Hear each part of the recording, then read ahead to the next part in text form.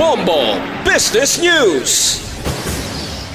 Hindi luyag ni President Ferdinand Bongbong Marcos Jr. nga maglabot sa 60 pesos ang baylo sang isa ka US dollar. Ginpahayag ini ni Palace Press Officer Claire Castro sang ginpamangkot kung ano ang mahimo magtulod sa Bangko Sentral ng Pilipinas sa BSP nga magpatunga na samtang nga nagaluya pa ang balor sang piso kontra sa dolyar. Enero 21 na nagkita-anay sa Marcos kag Bangko Sentral ng Pilipinas Governor Eli Remolona sa Malacañang agod nga diskusyonan ang policy actions sang Bangko Sentral agud nga mabuhinan ang interest rates. Suno kay Castro, pananglitan maglapaw sa 60 pesos ang kambyo sang piso kontra dolyar. Mahimo ini magresulta sa pagtimbuok sang utang sang Pilipinas. Ginsulit man sini nga hindi lang Pilipinas ang naga-eksperyensya sang pagluya sang balor sang currency, kundi mangin ang iban pa nga mga pungsod sa Asia bangod suno sa iya sa nanuhay-tuhay nga global factors. Sa pihak sini suno sa Palace official,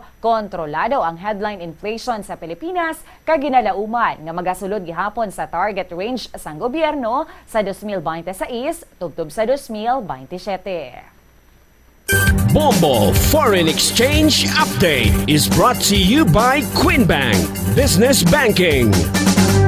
Ining exchange rate ganbasa naton sa trading o sa closing transaction sang Bankers Association of the Philippines o BAP kag Bangko Sentral ng Pilipinas o BSP kahapon sang hapon. 59 pesos and 16 centavos baylo sang isa ka US dollar, 7 pesos and 61 centavos baylo sang Hong Kong dollar, 46 pesos and 20 centavos ang baylo sang Singapore dollar, 15 pesos and 82 centavos sa Saudi Riyal, 69 pesos and 32 centavos baylo sang euro. Kabombo wala sang transaksyon sa bilog nga weekend.